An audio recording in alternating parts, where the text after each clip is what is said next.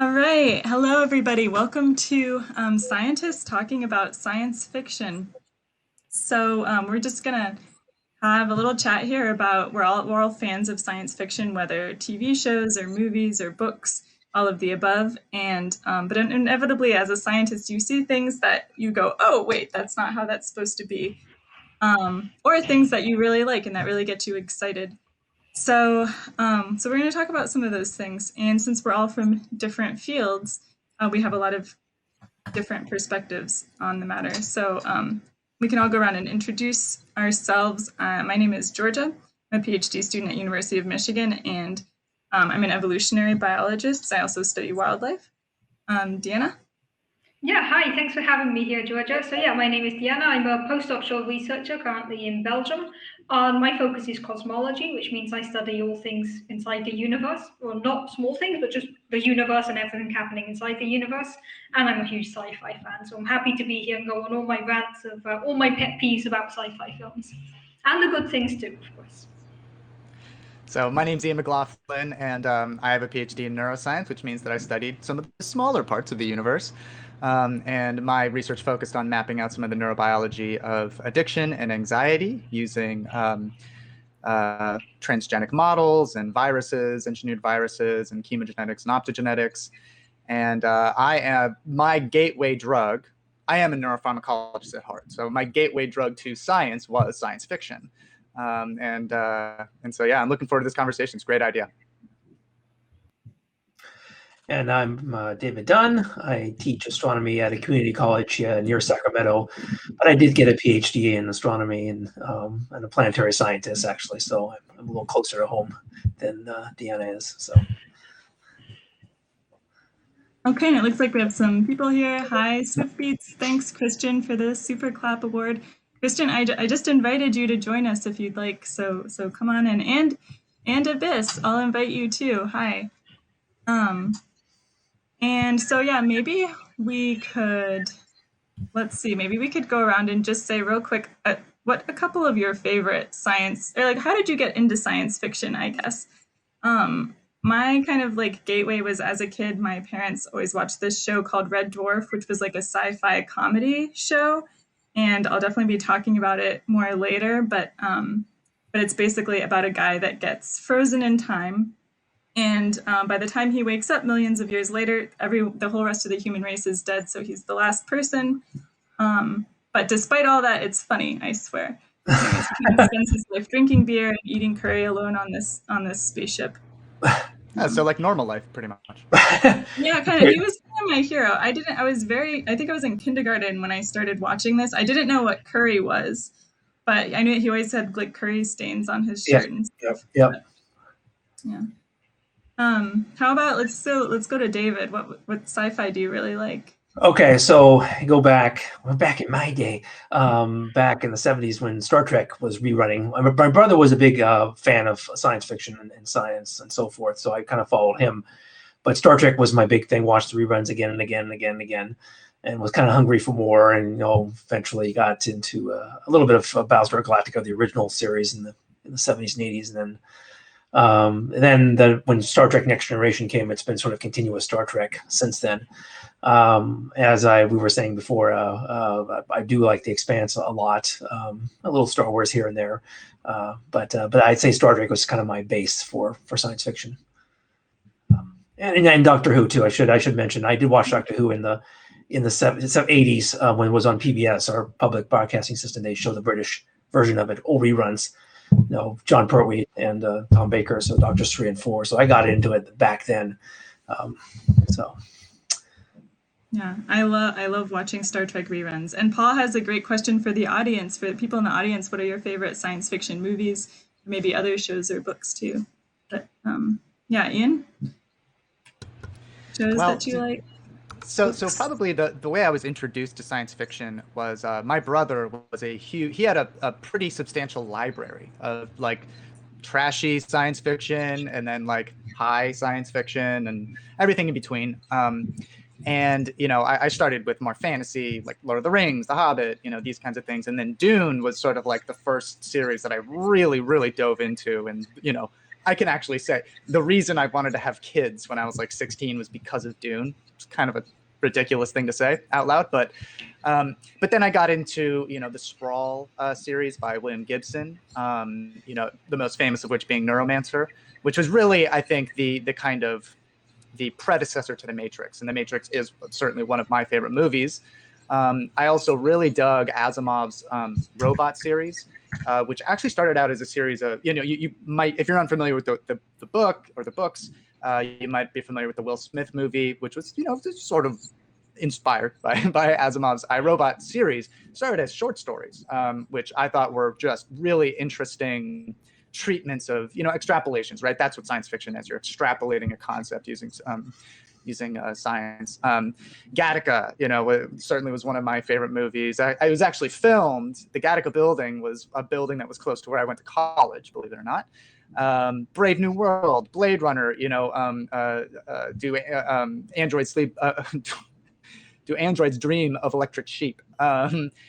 Philip K. Dick in general. And then, Ex Machina, I thought was a really excellent movie, probably the best recent movie about artificial intelligence. And then if anybody's interested in like a newer book that I think does a good job of like neuroscience informed science fiction, Recursion, it's a little bit, it's simple, it's on the simple side, but it also is a reasonably accurate extrapolation involving neuroscience. But okay, I've already gone on for too long. And I'm a huge fan of the new Battlestar Galactica series. In fact, just a couple of days ago, David, sometimes I play stuff in the background that's just sort of like soul food, that just feels good while I'm working. And I was playing interviews of like the cast of Battlestar Galactica. Yeah. Anyways, yeah, huge fan. Good series, yeah. So in my case, I can actually directly blame my parents for my love of sci-fi because I am actually named after Deanna Troi from Star Trek. So it's a true story. I am named after Deanna Troi. So I was kind of destined to go into sci-fi and science. And growing up, there was so much sci-fi on in my place. My parents always watched a lot of sci-fi, and Stargate was a big influence for me, especially Samantha Carter, the astrophysicist. She was a big inspiration for me, actually. That show was all throughout my childhood. Farscape was also up there. And then I actually got into Firefly and Doctor Who quite late. And now I'm a huge Firefly and Doctor Who nerd. Love those shows. Yeah, pretty much I'm much more towards shows and movies and books. Books just because I don't actually read for pleasure anymore. Academia's killed my pleasure for reading. But I'm much more for shows. And most recently, I really, really enjoyed watching 12 Monkeys. I'd heard many good things about 12 Monkeys. And if you haven't seen the series, I really recommend it. The movie is good, the series is phenomenal. So it looks like Abyss is here. Abyss, can I bring you in? How did you get into sci-fi? Oh wow. Where to begin, right? Yeah. I mean, I've been generally curious about sci-fi probably when I started watching the Star Wars series, because like it generally captivated me to kind of realize a world that's probably futuristic in a way, um, and also like if you just like move aside from like the force kind of thing, and I was always curious about like how things hover, how things would fly, and that generally captivated me. I guess like that was probably my indoctrination to the sci-fi world. I did enjoy Neil Stephenson's Snow Crash, which some say that it's actually the kind of like the predecessor to the Matrix. And like Ian, the Matrix actually hugely reshaped my conception about virtual reality, and the whole philosophical bend of like where to kind of designate the conscious input to something akin to like simulated world. But that's probably it. But when it comes to books though, I really recommend people read the Three Body Problem book series by Ching-Hsu Liu. He's a very good Chinese science fiction author. In fact, like it's it actually broke through most most of the the book series that was heavily dominated by the Western world when it comes to the science fiction genre. So that was actually had a profound effect on me, and I think like even Obama itself actually really liked the book, and he put it in his top 10 list. So yeah, and among the recent movies, I liked Arrival. So that gave me a whole new insight as to how to encode information and how we can essentially wire our brain. But we could talk about that for if detail is warranted. But yeah, those are pretty much my science fiction influences. Yeah. Awesome. Cool. Thank you. And thank you everyone for commenting about your favorite shows and sci-fi things. Christian with Space Odyssey and Angus with Interstellar, and Frankman has a bunch of good suggestions. Yeah, Blade Runner, Philip K. Dick. And yeah, it's really cool to hear. Alec864, yeah, I definitely agree. Firefly, it's sad. It ended too soon. I think everybody that saw it agrees. But yeah, cool. Hello, everybody. So I think one of the things that maybe we can move into like what we see from our different respective fields as scientists that real often comes up maybe in sci-fi. So for me, it's definitely, I'm an evolutionary biologist. I do a lot with genetics, and like there's a couple things, and also people in the audience too, if you have questions for us or things that you wonder about, put it in the chat. But yeah, like with me, it's like there's a lot of strange evolution things that happen. So things evolve in weird ways. First of all, there's like, well, I'm just going to share this one picture real quick. And this is from, I hate to pick on this. I hate to pick on this show. I love Star Trek Voyager. It's my favorite of the Star Treks. But for example, this episode, this man, he, for some reason, he travels like too fast. He breaks some warp speed barrier, and it causes a genetic mutation, and he starts devolving. And over the course of the episode, he basically turns into a lizard, which, and not only that, he also somehow turns the captain into a lizard, and they have babies together. But that's beyond the point. But so like this de-evolution, an individual just like morphing into another animal is not like evolution. And I can see how people would think that, because when we think about things messing with our genetics, like genetic mutations and stuff, and the fallout of terrible things like atomic bombs and stuff like that, we think of like, oh, people have physical signs, they physically change, they have radiation burns or signs of disease. That's very different than turning into a lizard. Like this guy's skull has changed. Okay, that your formation of your skull is something that happens like during your period of development in the womb. So just because like your genetic code for like, oh, make a different type of skull changes, well, that part of your genetic code has already been expressed. Your body has already been formed sort of as it is. And so that just like doesn't happen. So I'll get rid of that. But that's like one of my big pet peeves. But do other people have things they really like or really don't like that they see come up? I have so many. The thing is, there are so many sci-fi shows set in space. On pretty much every sci-fi show gets space wrong. So it's very easy to have a lot of pet peeves. I know David has them as well, about how things happen in space. We've all heard the phrase, nobody can hear you scream in space. And we're all fine with that. But then we also somehow expect that big explosions can both take place in space and be heard in space. And if you were to actually have an explosion in space or an epic space battle, it would be completely silent, which obviously doesn't make for good movies, so they can't do that. But it would be completely silent. And the most damaging part of an explosion is often the shockwave. And the shockwave can't travel in a vacuum. Space is a vacuum, so shockwaves can't travel. So if you consider the well-known scene in Star Wars when the Death Star gets blown up, every time the Death Star gets blown up, you have this huge shockwave coming out, blast, like lots of flashing lights, lots of debris flying everywhere. And that is just so unrealistic. And of course, it's played for the effect of it. But then there's also other things that are not considered there, that if you did blow up a Death Star, there's going to be a lot of shrapnel.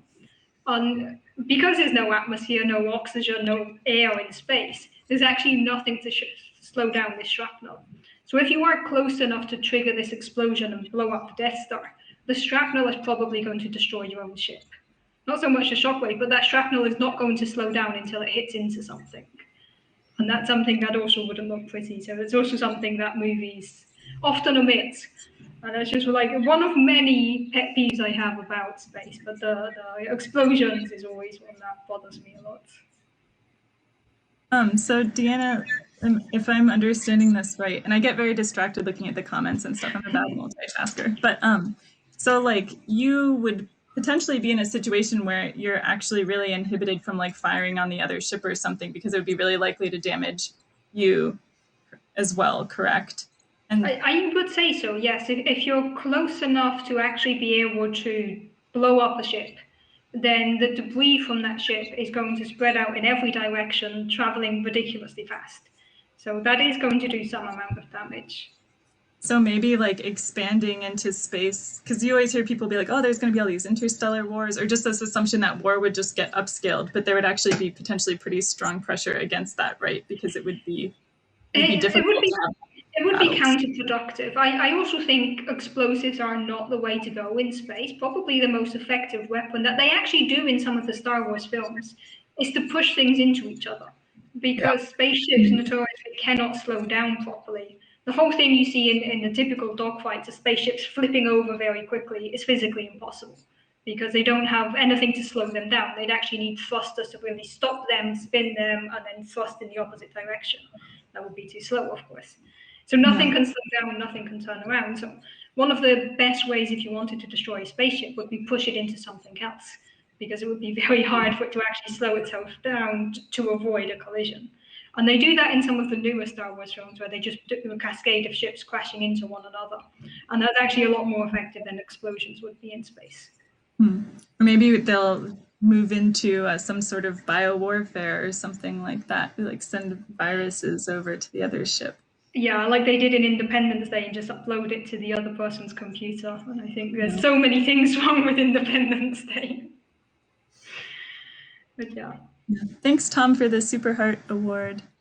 Who wants to jump in next? David, do you want to take more of the space ones? yeah, while we're on the theme. It's interesting. I'm kind of curious now. You got me thinking about the Death Star blowing up and the debris flying. The Death Star is so massive, though, that it would be slowed down by one force. That's gravity, its own gravity. But anyway. Could it collapse the and there are shock waves. There is debris, so there are shock waves. I mean, there are shock waves in supernova explosions and so forth. So, but like I said, there's nothing to propagate that in. So of course, I'm not going to hear anything unless the person makes explosion noises as he's watching the battle or something. I guess the other thing, I think going back to Star Trek, I think we mentioned this. I mentioned it, but you go to all these worlds, of course, look a little too Earth-like, and I know there's a practical reason for that because you're filming on the Earth, and the gravity's a little too the same. With a few exceptions. When somebody goes to the moon, people know the moon's gravity is lower. They saw it for themselves, so they get that right usually. But you go to Mars, for example. There are a couple of series on about Mars, and they don't make much of an effort to lower the gravity on Mars. I know it's not going to be super different, but it's going to be different. It's going to be not the same as the Earth.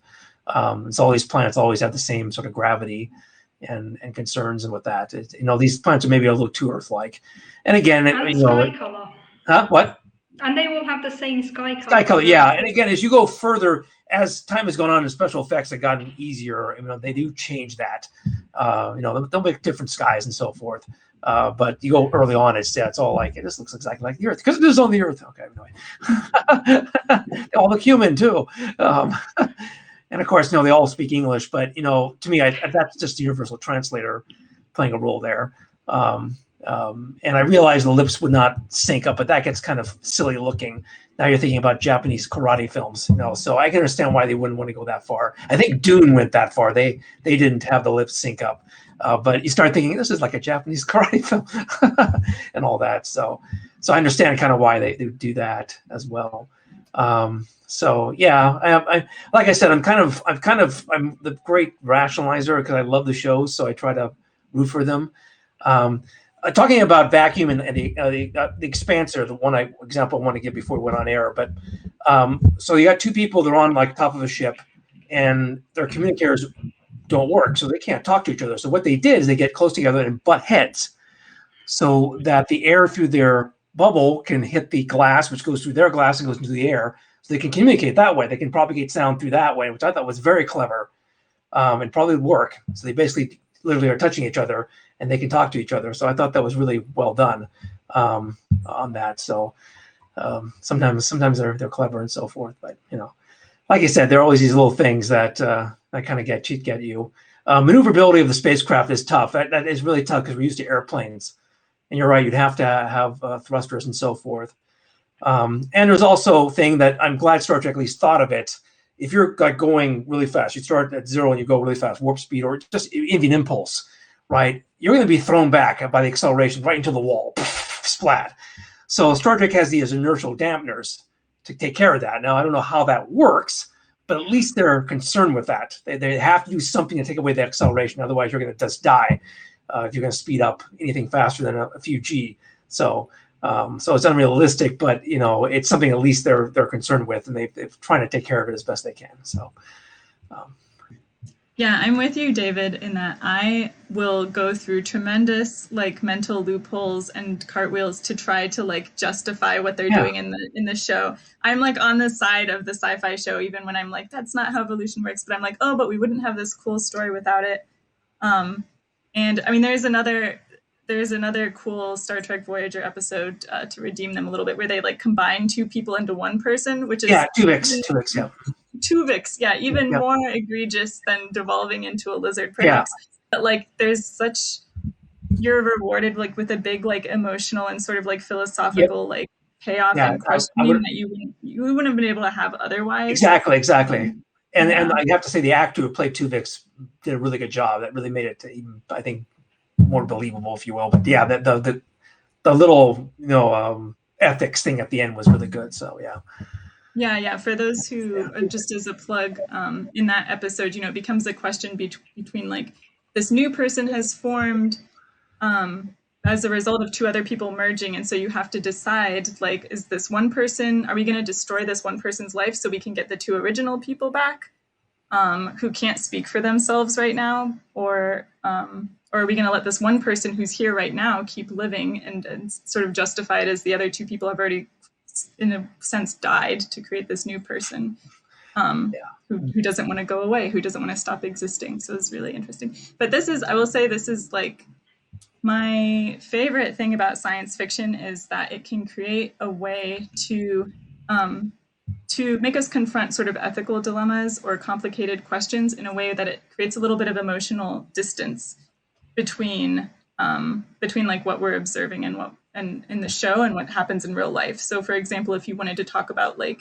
immigration or something, you're going to be less biased and be able to think about it more rationally if you're thinking of like some alien immigrant species that you have no idea versus like immigrants that you like maybe already have biases about, or like, if it's like people coming into your country or what. So I think that's the strength of sci-fi, although it is not related to my field of science, at least.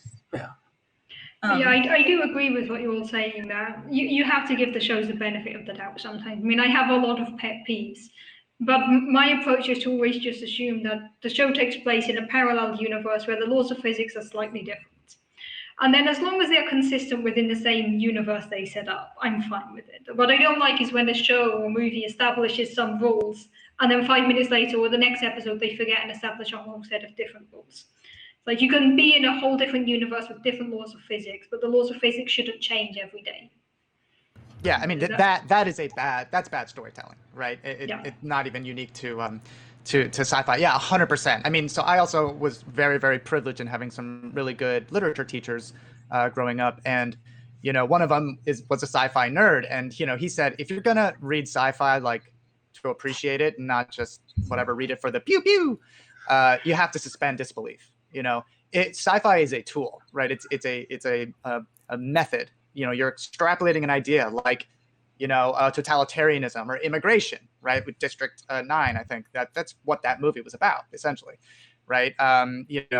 Global politics, genetics, in Dune, that was a huge theme in Dune, which will bring me to a pet peeve. But as a scientist, right, it is a slightly different exercise, because you can't help, but it tickles your funny bone, right? You're just like, you could have gotten this right. And so here are some of my pet peeves. Again, I do not think it makes this bad storytelling. I just think, there's no reason to have done it this way other than it being convenient. So the first is, there are movies like Limitless. There's another one with, not Charlize Theron, Scarlett Johansson, I forget, Lucy, where, the premise is that they receive some kind of treatment. I think in both cases, actually, it's a drug.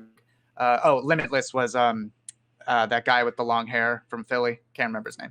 Anyways, the guy from The Hangover. But anyways, so they take Bradley some kind Cooper. of, yeah, Bradley Cooper. Thank you. They take some kind of magical pill, or they receive some kind of magical treatment, and all of a sudden their capabilities are magically amplified. They're more intelligent. They have better energy. Their memory is much better. They're faster. They're more charismatic, right? All of these things are amplified, and that is unrealistic, right? But there's nothing. It doesn't break the laws of physics to suggest that if we could intervene in human neurobiology at a granular level with a more completed and mature neuroscience, you could modify a lot about your disposition, your memory, certainly with the integration of technology. And so it is just this really simple plot device. And part of the reason that it became, the reason it's unrealistic is that there's not going to be a single molecule that is comprehensive enough in its pharmacology. It won't interact with enough of the brain to target all of these disparate components of human consciousness and behavior, right? And so, it's a simple plot mechanism, right? It's just, you took this pill, and then boom, we move on, right? Done. But the main reason that it became a pet peeve for me is that I must have gotten that question 9 trillion times, if that's a real number. Maybe Deanna can help me with that. But literally, like after those movies came out, every other question was like, is NZT real? Like, oh, what about Limitless? And it's like, oh my gosh. but I very gladly engaged the topic. Another one is from my favorite movie, The Matrix, which you can. It's kind of dark. I just snagged that image. I could have improved, optimized it. But in any case, jacking it. Okay. And so I think The Matrix is the most vivid expression of this concept of humans interfacing with technology, through this very, very simple port, right? Literally a port. There are other films that take different approaches. There's, Johnny Mnemonic had a slightly different approach. Neuromancer, which is a book, in the Sprawl trilogy, doesn't really take this kind of an approach. It's much more of like a modular approach, which I think is actually more realistic. Recursion, which is the book that I recommended at the end, again, very simple book, but really it's like candy. I think takes perhaps an even more sophisticated approach to the whole, like, this is the perfect drug that like just one molecule solves everything. It's more nanotechnology with, competent, little robots, right? Which is, close. I mean, there is a technology on which some people are working. In fact, some of the former, I think, board members of Neuralink, Elon Musk's brain-computer interface company, working on something called neural dust, which would essentially be, remote electrodes that are, not microscopic, but very, very small, that would sort of decorate parts of your brain. So, okay, that's a little bit more realistic. When it comes to just jacking in, which is what we're all used to. It's how we plug in our phones to charge them. It's, how we plug in things that are no longer Bluetooth, or things that aren't Bluetooth yet, right?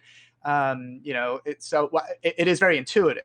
And it's also, I think there's actually something very primitive about that whole interface in humans. Different topic. But the problem is that when it comes to the human brain, the idea that you're just going to have this guitar cable shoved into one part of your brain, particularly the back of the brain, which is like, it's really just vision, and unless that that thing is huge, and it like really goes almost to the front of your brain. But then you're literally, unless you enlarge the skull, unless you do something to the geometry of the skull, you are necessarily just digging a canal through the human brain, through some very important parts of the human brain, I might add. And so that is just fundamentally unrealistic. Again, suspension of disbelief. It's my favorite movie, but they could have done it in a more sophisticated way. In their defense, and I'll finish after this, the movie did come out in, I think, 1999. So this was before even the technology that I used for my PhD was a glint in Carl D. Seurat's eye, right? In the scientist, and Ed Boyd, in the scientists who invented them, the technology's eyes, right? So even a highly competent neuroscientist probably couldn't have articulated a more sophisticated version of this. But if we were to make the Matrix tomorrow, which they are making a new Matrix, a little bit anxiety provoking, but you could do something a little bit more sophisticated, and it wouldn't take that long, and it could look really effing cool because it would involve fiber optics, and it would make a bunch of neuroscientists squee out of joy because, I do that in the lab too. Hey, mom, you say that I just play with mice all day. Well, I'm doing the Matrix to the mice. So anyways, I'll stop there. I could go on and on, obviously. Gattaca, the genetic predestination, that whole concept. One of my favorite movies. Again, suspension of disbelief. It's a plot mechanism. But that is a fundamental and frankly dangerous over history understanding of genetics, right? That is something that we call biological essentialism, which has been associated with, I think, arguably widely recognized to be one of the greatest atrocities in human history, the Holocaust. And so, and it is inaccurate. It's an inaccurate understanding of the relationship between human behavior, human potential, and genetics. And so, but it's a good extrapolation because it does reveal the fundamental point of the movie, of course, is that we shouldn't obey, that it is invalid, that we shouldn't view human genetics as our destiny. But in any case, so, okay, I'll stop there. No, that was a lot of really interesting and good stuff. And the last point you made really reminds me. Oh, and by the way, thank you, Bo, for the award. We appreciate it. The last point you made, though, about like essentialism and like your like genetic predeterminedness. This is related to my sort of second big pet peeve with evolution is when like things just on other planets, even basically the intelligent life evolves to be some human looking thing. And obviously, David mentioned just like with the planetscapes, this is a practical thing. Aliens are played by like people in makeup, especially in older sci-fi.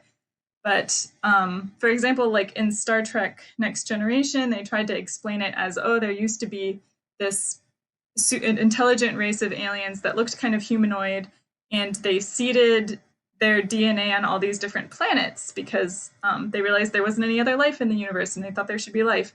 And so we learn that all of the different aliens in Star Trek are related to each other, actually. The Klingons and the Vulcans and humans. And it seems innocuous at first, but what you're implying is that like the best thing to be is human, and like being human or humanoid is like the most evolved or most highly evolved form of something. And it's not true because, if we look at all the life on Earth, humans have been evolving for just as long as a tree has been evolving. Like no one species is like more optimized or whatever than another.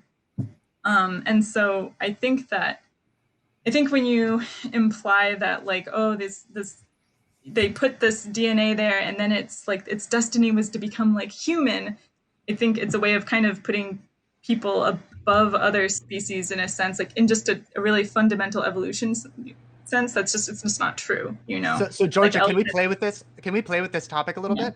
So sure. There is this question that I've come across fairly recently in evolution that, why is it that a lot of the Triassic dinosaurs, critters, look a lot like animals that are around today, even though they aren't evolutionarily or genetic, there is no genetic direct, obviously, ultimately there is, but they didn't descend, right?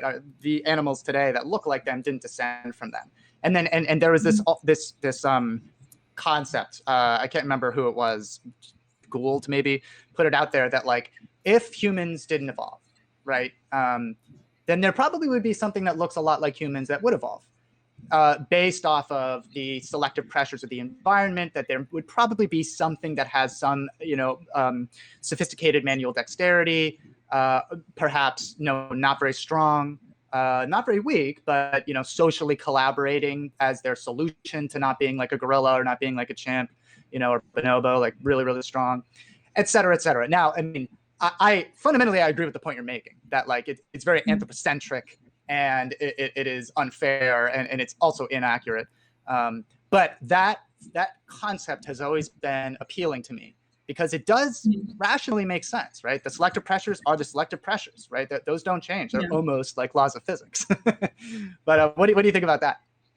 Yeah, no, I mean, that's like a famous debate in evolution is like this idea of like if you played back the tape of if you played back the tape of evolution, would you get the same things over and over again? And I mean, there's definitely like patterns that crop up. Like there's a joke, like, why do things keep evolving into crabs? Like lots of different, there's like crabs have evolved like 5 different times. And there's even a word for it. It's like crab. It's not crabification, but it's something ridiculous. I know the word, yeah. Like, yeah, I mean, and so the idea is that like you can get what we call convergent evolution when you have this sort of the same thing developing again when there's similar evolutionary pressures. I don't know that I feel like a human-shaped thing that is also really social and intelligent is just like too specific, I guess, for me to buy the argument. And the idea that that we would have the same sort of set of things that would happen on different planets. Where there's very different evolutionary pressures is, That's where I'm with you. It's carcinization. Carcinization. So you know better than me. I mean, this is a thing that like one of those evolution things that like the public knows better than me. I'm like, I don't care that I don't study crabs. That's Georgia, I different. looked it up. But I knew the word existed. Okay. Yeah, no, I mean, people love this crab thing though. They're like, you study evolution. Do you study crabs? Something like that. Like, no, I don't. Yeah, once something becomes a meme, everybody knows about it. Yeah, exactly. I've got to keep up with the memes. But before we maybe leave this topic, I do have to bring up, so Red Dwarf, the show I mentioned in the beginning, that's like, and I know Deanne and David, you said you like this show too. Again, it's like a British sci-fi comedy. The guy gets frozen in time, right? And all the humans are dead. But at the beginning of the show, he smuggled a cat on board. And his pet cat, when he wakes up from stasis, is a humanoid cat, basically. His cat has, given, this is another example of what we were just talking about. Given enough time, yes, there's the Red Dwarf picture. Given enough time. So the cat is the guy on the far left in that picture. Yeah. It was a black cat. It evolved into a black guy. But like, it makes no sense because if you look, the cats have like white skin under their fur usually. But anyways, so like this, he wakes up and his cat, the ancestor of his cat is a human, which is very exciting. And I'm going to actually play a clip real quick because I have a clip pulled up of the character of the cat. Give me 1 minute. Teddy Jules. Okay. And then, so here's the clip from Red Dwarf. This is mine, that's mine, all this is mine, I'm claiming all this as mine. Except for that bit. I don't want that bit. But all the rest of this is mine. Hey, this has been a good day. I've eaten 5 times, I've slept 6 times. Okay, so It's still funny though. The cat he's shaped like a human, but he has many cat tendencies still. For example, he has a little cologne bottle and he likes to spray things with it and claim them as his. Just like if you have a pet cat, it likes to rub on things and put its scent around and stuff. The cat is a very fastidious dresser. And so I I give Red Dwarf a pass on this things turning into humans because, first of all, it's a comedy show, and so the threshold for reality is just lower. But second of all, they actually have a better explanation, better than anyone else, for why an animal would evolve into something that looks like a cat, or into something that looks like a human. And their explanation is that the cat people have been evolving on a spaceship. They're stuck on this spaceship. That's the only place where they live. And so they've been evolving in an environment that's created entirely for humans. And so therefore there were these evolutionary pressures over time that led the cat to become more human-like. I don't know, take it or leave it, but Red Dwarf surprisingly does things evolving into a human the best, I think. At least they try to offer an explanation. I think one of the shows, speaking of the good things that shows have done, Stargate actually addressed that pretty nicely, because Stargate, they travel to hundreds of worlds, and every time they meet humans. And at some point, it comes out that actually some humans were kind of stolen from Earth like 2,000 years ago and put on different planets. And that's their explanation. Also, somehow all of the humans speak English on all the other worlds, which does annoy me a bit. But at least they give an explanation for why they all look like humans. Yeah, that makes a lot of sense. Oh, thanks, at David. At least they try. Yeah. Thanks, David, for putting the link up. Yeah, Abyss, what are your, you haven't spoken in a while, what are your pet peeves or things you love? When it comes to movies, I think my pet peeves will be if they try to ground it in some kind of scientific jargon, right? So that's easy for people to lose people, or at least like to make them believe that this is an ever-present danger, even though it was set up as a plot line. That's where I have issues with. I mean, I don't have much issues with kind of like reimagining a different world where laws of physics are kind of flipped in a way. You can easily justify that to kind of justify some kind of fictional, anthropomorphized fictional world where things just simply happen. And I think like I was very harsh when the movie 2012 came out. And their premise was actually severely flawed, and probably can attest to this. And the idea is that you have these chargeless particles called neutrinos, that are essentially been emitted from any kind of stellar object, or any system that goes through a fusion and whatnot. So we're completely bombarded with neutrinos all the time. They barely interact with the matter that we have. So the premise of the movie was, what if those neutrinos start to interact with the Earth's core, and start to heat up the planet from inside out, and you have these the crust kind of shifting apart. And that's basically the premise of the movie. But we have as far as I know, and we have like Deanna and David here, who are certified physicists, can attest that you don't neutrinos don't interact that much. I mean, capturing them is a very, very difficult task. In fact, that's why like there were probably not well studied, if I'm not mistaken. And I think there is Fermilab is actually undergoing some kind of remodeling of some of the the particle accelerators that they used to have, and to repurposing that to measure neutrinos, or to understand neutrinos in more depth.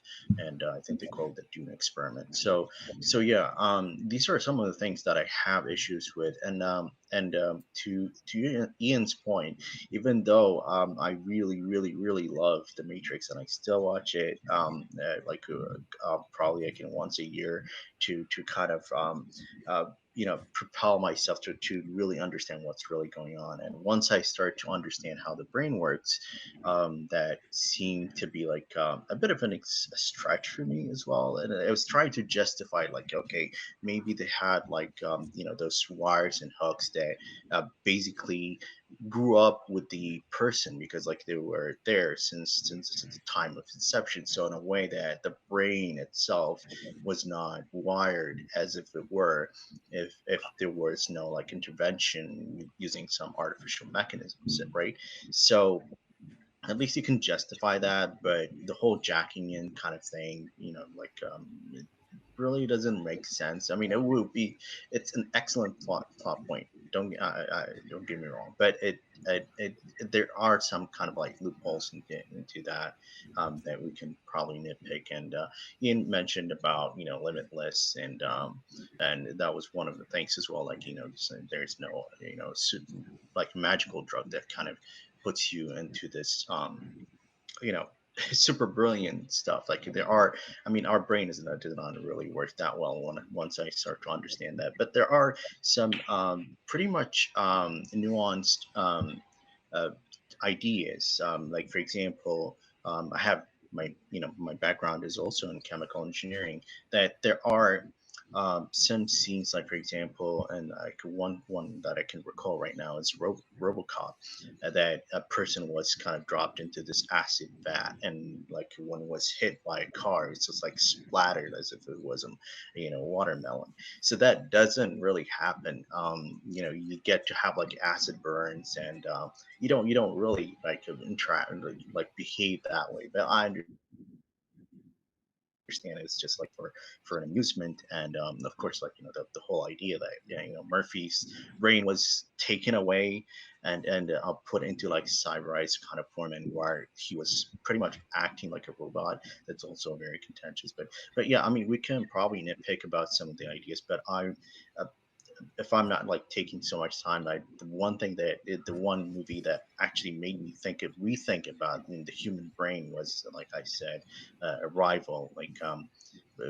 I'm coming like circling back to that because, we know about the whole idea of like brain being sort of like plastic in a way. It's we are making new memories. Whenever we're rehearsing even old memories, we're making new ones. But we know like there's this kind of dynamism when it comes to the brain. But what if the brain itself can actually encode a language that by itself is able to tell you about the future? So that goes to that's actually like it's kind of stretch your mind, right? I mean, I mean, we think like we're kind of encumbered by the limits of language. So what if we can transcend that, and what if the language itself can actually impose something upon us? And this is kind of close to how numbers are conceived in the minds, or like in the figments of different people speaking different languages. Like for example, if you speak Mandarin and Japanese, probably Korean, you might have easy way of calculating things because it's deeply ingrained in the language itself, when in fact you don't have that sort of easiness when it comes to other languages. So yeah, these are like some few things that really made me think. And of course, like there's an Interstellar that people usually quote, of course, like with the exception of the last scene, visualizing as to how a black hole would look like up close was very well done. And they actually brought a physicist for that as well.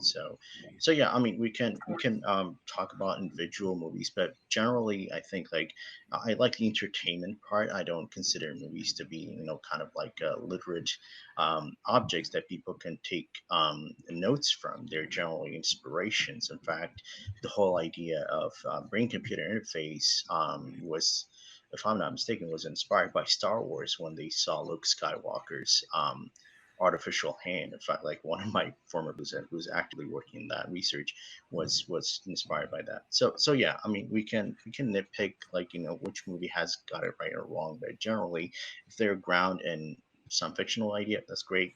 But if they quote something scientific, at least get the science right. That's my that's that's I essentially think what I that have. I think that's a really important point there from Abyss, and it reminds me of the very unfortunate book and movie by Dan Brown, The Angels and Demons, where the whole plot revolves around having an antimatter bomb. This has led to me get the question so many times: is antimatter going to destroy the universe? No, that's really, really not how antimatter works. I completely agree with the bit that when they try to use existing scientific concepts to explain something, then it gets bad. Like the idea that neutrinos could be harmful to us in some way when there are 60 billion of them passing through us every second is ridiculous. There was also a show that did that recently. What was it called? It was really bad. Really, I didn't even make it to the end. But at some point, the ship is traveling through a cloud of dark matter. They have the idea we don't even know what's going to happen. It's like, okay, sure, we don't know what's going to happen. And then they suddenly start getting laser beams shot at them from random places, and their excuse is maybe it's the dark matter that just turns into light when it's heavily condensed. And that just hurt me on so many levels. Like, I think that was the point where I just turned off the show and walked away. It's like, come on, you can't do that. So Just take a random concept that doesn't exist. I think it's valuable to acknowledge for any other scientist who might be watching this, or for anybody here that is unfamiliar. There are groups where you can like sign up to be a scientific consultant for the entertainment industry. It's like the Science Entertainment Exchange or something like that. Yeah, if you type that into Google, you'll get there. I suspect that it's negligently underused. But there's also, just FYI, there is also a system where you can sign up to do the same for reporters, for journalists, called HARO, HARO. And so journalists will be like, I need to know about, the effect of, there's a lot of opioid questions that come up. And so it is a way for us to at least keep some of the pet peeves at bay. But Deanna, I have to ask you before, because I know it's late where you are, before you leave. So I know that Kip Thorne was the consultant for Interstellar, and he's like a legit scientist, right? No, prize winner. Yeah, so that's pretty legit as far as scientists go. I've heard that that's a pretty fancy prize. But I love that movie. And at the end, of course, there's the black hole scene. So give us a sense of how much was he? Oh, there you go. Yeah.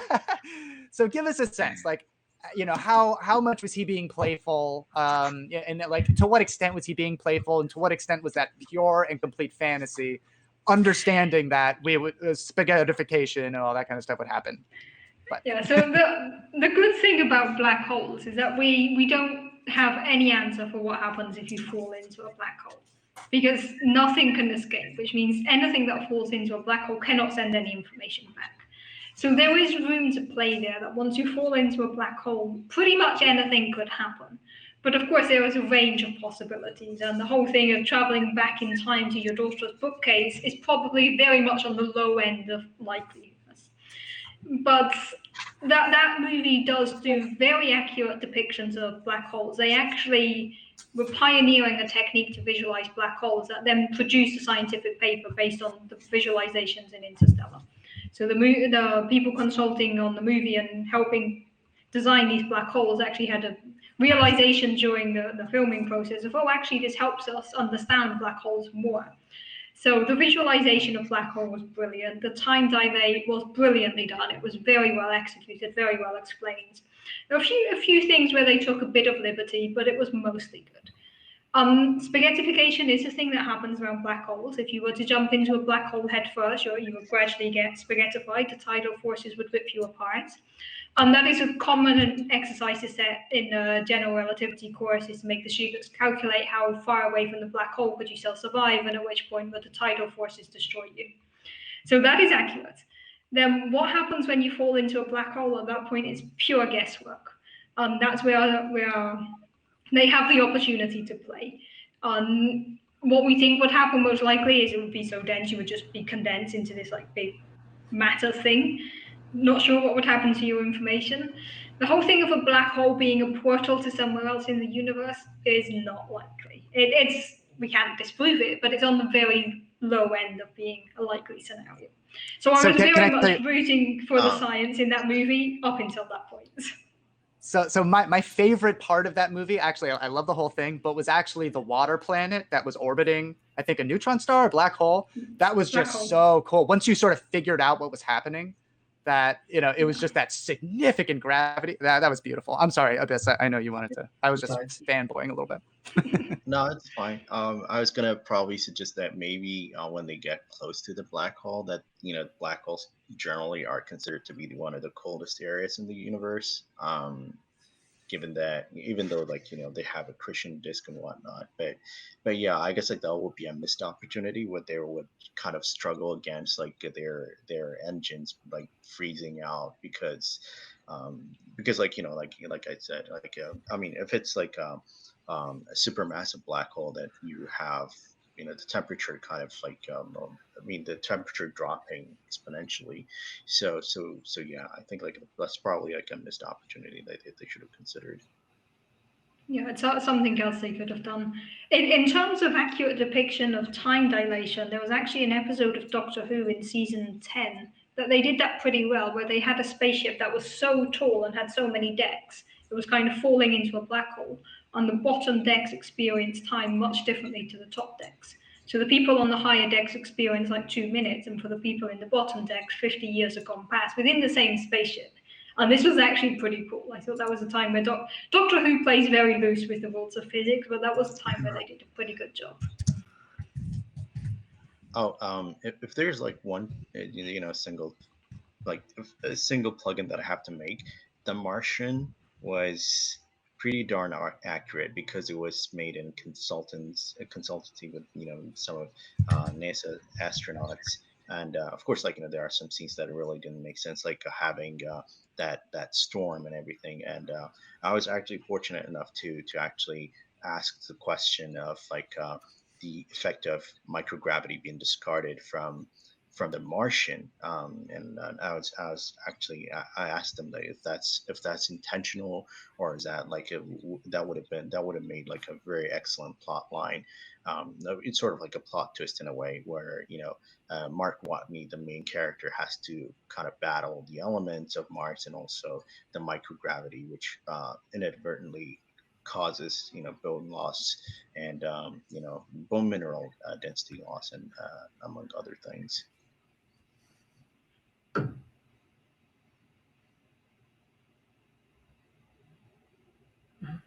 I agree with. Sorry, go ahead. Oh, I was just gonna say it's a shame that we don't have. I'm the only. I mean, it's a shame we don't have a biologist here who's more familiar in general with like physiology, like anatomy type stuff. Yeah, speaking of bone density. I can double with that because I did have some publications as to how age and height and body mass index actually affected the bone structure and bone remodeling process. So I'm not an expert, but yeah, I can probably talk about that a little. Oh, cool. Yeah, no, I didn't realize that. That's awesome. What were you gonna say, Deanna? I was going to say that The Martian did a lot of things very well. As Abyss was saying, some of the science is really well done. One thing I don't like about The Martian, which is also a common theme in a lot of space shows, is the spacesuits. I mean, currently, even the pretty spacesuits you get on the new SpaceX missions, it takes several hours to get in and out of those, and it's usually a two-person job. You don't just go and put on your own spacesuit and go out for a walk around your Martian planet 3 or 4 times a day. Right? And how they depict spacesuits, of course, we have to assume it's very futuristic, and by then spacesuits have improved. But it's like they're just changing into their gym clothes. Right? It's like, oh, I'll just put on my gym clothes and head out for a hike around Mars. Yeah, that's a several-hour process to make sure you're in that suit is perfectly sealed, vacuum sealed. So I think spacesuits is something that a lot of sci-fi shows miss the mark on. But they take some liberties, yeah. So there's another interesting parallel to some of the topics that we brought up, and one of the topics you brought up, Georgia, which is that like sort of spontaneous evolution kind of phenomenon, right? Where like something is treated in some way, and then you go from a human to something else, and so in Dune, again, my favorite book series, the sort of the what is it, a MacGuffin? I think, is that the term for just like a thing that solves everything? That's just sort of like the explanation for everything. I might be misapplying that word, but in Dune, let's just pretend that that's what MacGuffin means. Suspend your disbelief a little bit. The MacGuffin is called melange, right? It's the spice. The spice must flow, and it is this thing that not only induces longevity, like very significant, almost near mortality. It also makes you smarter. It also makes your eyes blue, like glowing blue, which is, I thought, nice little touch, pretty cool. And it has a bunch of others. It's sort of pseudo-euphoric. But it also, when taken in massive doses perpetually, can turn a human into what they call a navigator, which is this sort of floating, like, octopus-like creature that has, like, omnipotence. And so they call them navigators because they can see, like, they can plot out, like, travel through interstellar space, right? So you don't crash into a black hole, for example. And so, but it is a human that is given melange, which is just this essentially a plant. Well, it's not a plant. No, it's essentially a byproduct of a giant worm. Anyways, I'm getting a little too in the details. But yeah, it was another just sort of like, this one thing answers all the questions that you have about how I'm writing this story. Interestingly, however, and again, suspend disbelief. Okay, fine. Melange, it's a metaphor for oil. It's a metaphor for the desire to live forever, for power, and all this kind of stuff. That's what it is, right, in the book. But interestingly, Frank Herbert, the author of the original 5 Dune books, spent some time as like a conservationist, and he was like a tour guide for like some kind of like national park or something like that. Like, he had some exposure to some of the topics. Climate change was like a big theme for him, and this was written decades ago. And so I give him enough credit for like introducing all these themes way before their time, you know, in terms of like popular culture. Enough credit to forgive him for just saying like, oh, Melange did that. Like, oh, how do humans travel from galaxy to galaxy? Oh, it's the melange, it's spice. How do humans live forever? Oh, it's melange, it's spice. You know, what drives all human politics? Melange. So, yeah.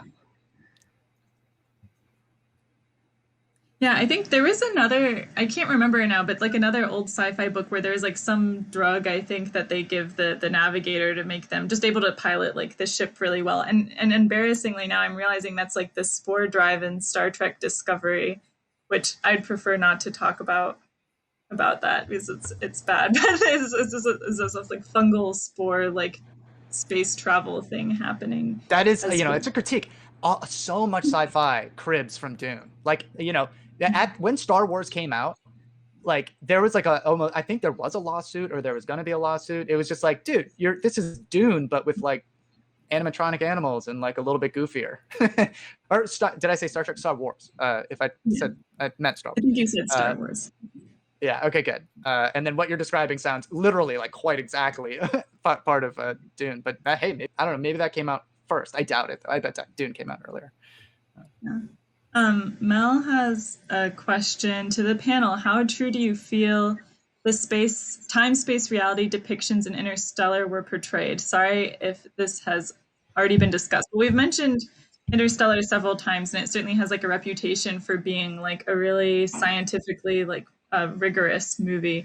But I think this is the part of the discussion where I have to do something that I've been avoiding and admit that I haven't seen Interstellar. I'm always like 15 years behind the times. I like watch things that came out forever ago. Finally, once I've been like, people have been talking about this for 10 years, it must really be good. I'll put the time to watching it now. But yeah, if other people who have seen Interstellar would like to comment on that specifically. Yeah, I think it's worth watching. It's a bit of a slow film. I've only seen it once, which was at the cinema, and I've never bothered watching it again. But I think it's good to watch once. Yeah, the science is very accurate right up until the guy falls into a black hole. Up until then, the science is good. The whole time dilation is good. The depiction of black holes is good. I like that they don't show black holes as being 2-dimensional, but they actually show it as being a 3-dimensional object. So there's a lot of good science in Interstellar up until the end. That's the short version. And when we were just talking about spaceships and giving the navigator a drug and stuff like that, it reminded me of Farscape, which is still one of my favorite ever sci-fi shows, and I don't think it gets the attention that it deserves because Farscape was brilliant. And one of the key concepts there is that most of the ships are actually sentient beings, and they choose to go, they're Leviathans, and they choose to navigate through space. The pilot is kind of fused into the spaceship. So the pilot and the spaceship have this neuronal connection, which again, it's like they're just plugged in, but they're literally fused into the ship. And I thought that was really interesting. Of course, it gets complicated when the leviathans start giving birth, and then it's like your spaceship has just had a baby spaceship, then it gets weird. But it was kind of cool, this whole concept of the ships actually being living beings. Yeah. Yeah, I've seen I think Star Trek has used that a couple times. I recently read a book called The Stars Yet something, The Stars Above Us, The Stars Yet Discovered, where it's about the AI in ships has basically progressed to the point where the ships are considered living beings too. And like at one point they have to go into a ship that has like broken down, the ship is dead, and they're like extremely uncomfortable, like walking around in like what's essentially like the dead body of the ship. Yeah. Revolution says something about the issue they never show is the massive lead water melange shielding you'd need when in space. 100 people go to Mars, some would inevitably die from exposure to DNA destroying particles in space. Yeah, this is something I never thought of until I watching David, some of your cast. I was like, oh, I never thought about how much radiation there is in space that we're like protected from. Yeah, that's a big issue, just for practical space travel. I keep thinking, though, they're going to solve that. They have shields or whatever. So, like that. But in real space travel, if you want to go to Mars, that's going to be a big concern. And on Earth, just to be clear for everybody, like the Earth's atmosphere is what's protecting us. Yeah, magnetic field as well. Yeah. So. Okay. Cool. Well, okay, I have a question. And again, audience members, you're encouraged to ask questions, but I have a question for Ian and anyone else, I guess, who feels to chime in on telepathy. There's so many telepathic aliens. It's a really commonly used plot device in science fiction. Bo had a comment that we haven't talked about Firefly enough. Firefly has, well, I don't want to give anything. Gosh, spoilers. I just recently rewatched Firefly. I'm happy to discuss Firefly any day. Okay, yeah, there's telepathic characters in that, we'll just say, and Deanna, even you were saying your namesake from Star Trek is a telepathic character. So Ian, what I guess, like, can you discuss, like, is there a realistic way that would happen? Like, could there be alien species where they have telepathy between each other, and would it be likely that something else could read our brains, like cross-species telepathy? So, I mean, I think probably the most realistic. Well, let's start with, could humans ever be telepathic, right? So, could we communicate without any speech, but also without seeing each other? Because we communicate a lot. There's a reason that some people prefer to watch a video rather than just listen to the speech from the video, right? We communicate a lot through our movements, our gesticulations, which I do I'm over the top with my gesticulations. Now I'm going to be self-conscious about that. Our facial expressions and all that kind of stuff, right? So there's a lot of communication that happens via those venues. And then the speech is layered on top and gives us some granularity, some precision. And so I would imagine that, so for a human to be technically telepathic, they have to be able to be like in separate rooms or completely invisible to each other, right? And so I think, the closest way for us to do that, the easiest, simplest way, would be through technological, integration, right? Some kind of like wireless transmission of data directly derived from, neural activity. And there's nothing that is not magical. I mean, wouldn't break any of the laws of physics. It would just be extraordinarily difficult, complicated, and it's not going to happen certainly within my lifetime. Some of you are a bit younger than I am, so perhaps in yours, but so that's how I see it happening for humans. And when it comes to could there be an alien species that evolved the capability of communicating in the same exact way with the same limitations, right? They can't see each other, they're not touching each other, etc.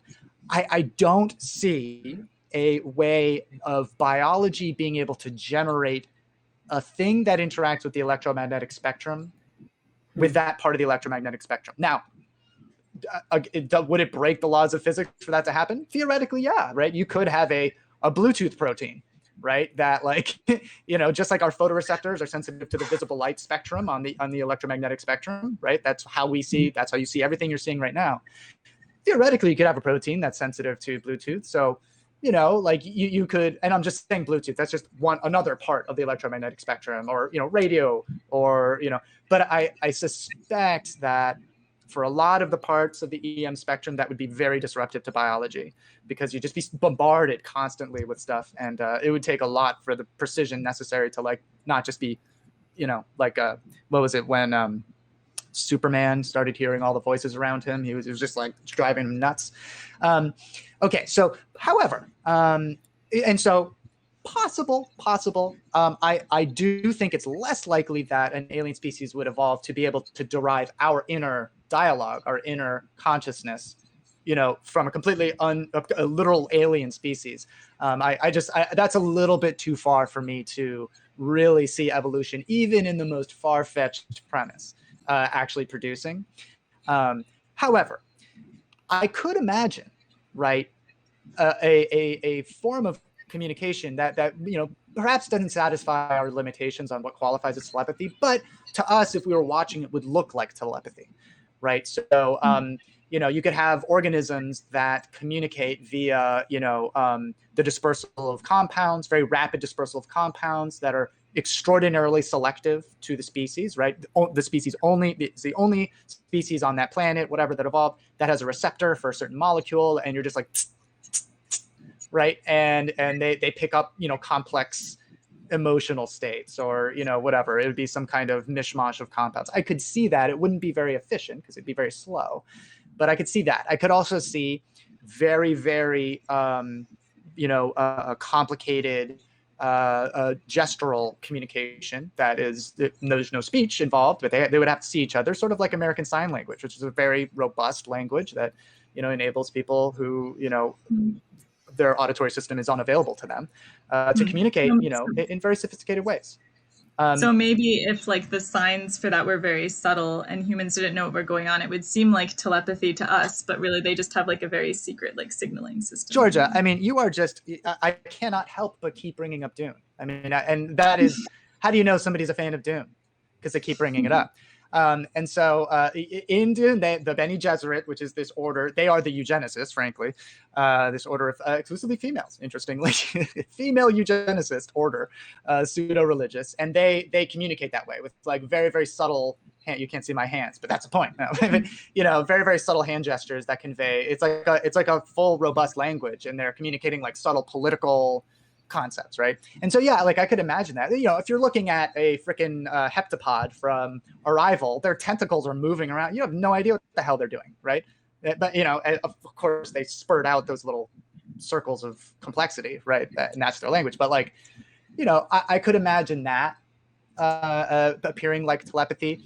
And so, yeah, so I could imagine, some version or maybe even some combination of chemoreception mixed with, visual, it's that language, that gestural language would be a visual language, essentially, mixed with maybe even, of course, the probably the most likely that would appear to us, if you were watching it happen, would appear to us like telepathy, would be vocal communication, but just at a frequency that we are incapable of hearing, that we don't even notice, right? So think sort of like a dog whistle, right? Where you can hear dog whistles, by the way. I don't know why people say you can't, but where these animals have evolved some kind of auditory, something like a hair cell, but different in some physical structural way that enables them to be sensitive to certain auditory frequencies where we don't even know it's happening around us, but they're just having this whole conversation, about how it's super irritating that Ian continues bringing up Dune.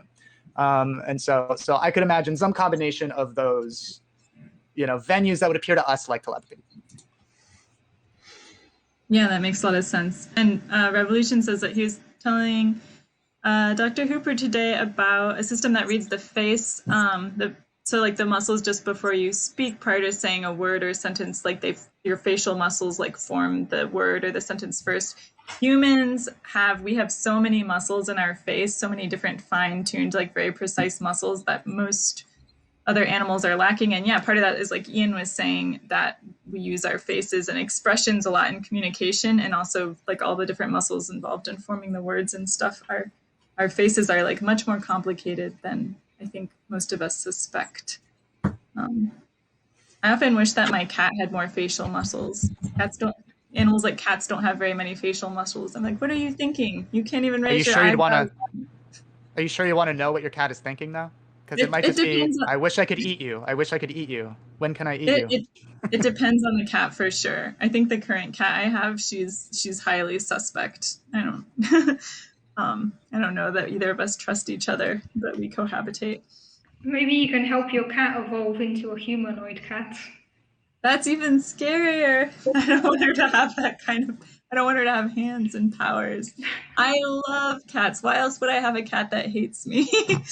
um, but anyways, well, I guess just this is a great time to wrap up. We've been going for a while now. I know it's very late for Deanna. Nearly 1 a.m. Nearly 1 a.m. Thank you so much for joining us. And thank you also like David and Ian and Abyss. I guess, does anyone have any closing thoughts they want to get in before we go? Sci-fi is great. There's a lot of things we don't like about it and a lot of pet peeves, but it's both an escape from reality and a reflection of reality. And I think sci-fi is my favorite genre. And I love sci-fi shows. So even though it might seem like we're highly critical, I do really enjoy them. And if anyone has recommendations for new sci-fi shows, send them my way. I'll add them to the very long list. But I'm always happy to get more shows recommended. Yeah, I got so many excellent recommendations from this. A lot of things that it's like there's just so much great sci-fi out there that I haven't gotten around to seeing all of it, so it's good encouragement.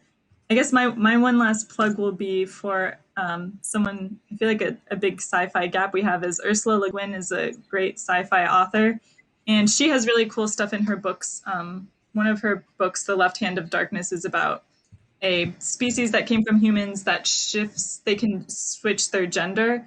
Like often they're kind of like non-gendered, but then during like the mating period of year, they become either male or female. And this is kind of cool because like tons of animals do that here, like snails do that, for example. So it's cool. She has like the science work like pretty legitimate behind it and stuff. So it's cool to see stuff from like the animal kingdom, other parts of the animal kingdom, I should say, applied to humans. But I felt like she should at least be mentioned in this cast. Any other closing thoughts from people? So I think science fiction inspires as well as, I think, I mean, as a kid, especially, just, that's what I want to do. I want to be on Star Trek. I want to go to different worlds and so forth. Even, I find out later how difficult or impossible that is. I don't, I get crushed by that, the reality. Yeah, David or Deanna, did sci-fi have any bearing on your career decisions? I have to say my brother was the one I copied, but he was into science fiction. I just copied him, but no doubt, no doubt, had a great bearing. Yeah, I think seeing people like Samantha Carter on TV, female astrophysicist taking on the world, are like amazing role model. Seeing people like her was definitely something we don't see enough of, and was definitely a nice reminder that science is for everyone. Yeah, for sure. Abyss, Ian, any closing thoughts?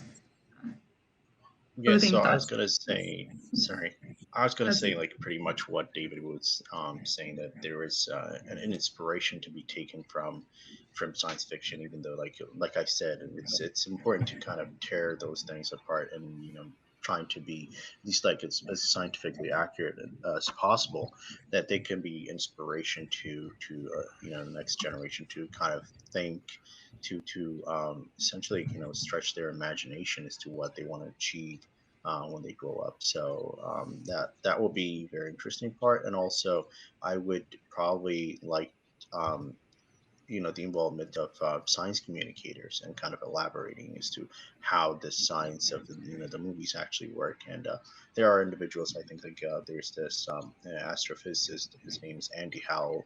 He does this thing called Science versus Cinema on YouTube, where he kind of asks filmmakers.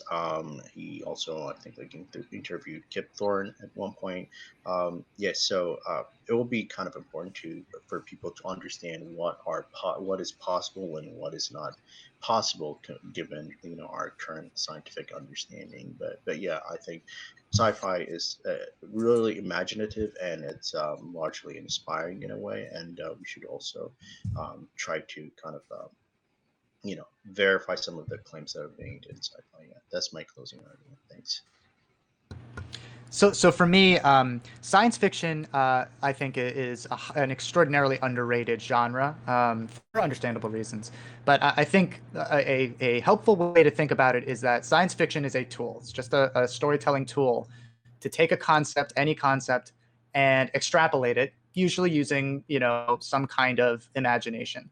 And I think it's also, and so you can do that, right? You have an opinion about politics, about how the earth really formed, whatever it is. You can use science fiction to explore that, what it would be like, or if you have a concept of the role of different components of our economy, like the power of big pharma, the power of oil and gas, right? Science fiction is a venue for you to discuss, to explore that, your opinions, using, and it's like it's a little bit of sugar to deliver your thoughts. But then also, I sometimes get depressed when I interact with fans of sci-fi who don't appreciate that point of it, but become overly fascinated with the candy, right? Where all they really enjoy is the pew pew, right? All they really enjoy is the power, is the domination, which is often play big roles in the stories. So I think it is kind of important to appreciate that there is more to these stories than just the laser guns. And then the final thing is that I think for young people in particular, it is it's healthy it's a healthy exercise to just focus on the laser guns, right? Focus, or when you're thinking about making a story, using your imagination, stretching those muscles, thinking about like, oh, what if there was this thing, that I could plug into my brain and it enabled me to fly, or, whatever. I think, and my muscles have atrophied, right? Because I've spent so much time in the real, the hard science world. And so I'm limited by that in a way, at least I think I am. Whereas for younger people, I think it can be very healthy to explore, to stretch those muscles and those cognitive muscles, and really explore your imagination. And so, yeah, I'm a lifelong fan. I'm a science fiction evangelist forever. Yeah, I love it. A lot of great points by everyone here. So, I mean, with that, I'll say, thank you everyone for coming. Thank you to all the scientists for joining us here. If you liked this and you want to hear more about different types of science, then you should subscribe to everybody here. You can tell that this has been going on a long time. I'm losing my ability to speak. But thank you, everybody, so much for coming. And yeah, subscribe to us and learn more about evolution and biology and space and neurobiology and all kinds of cool things. Thank you, everybody. Thanks for having us here, Georgia. Yeah, thanks, Georgia.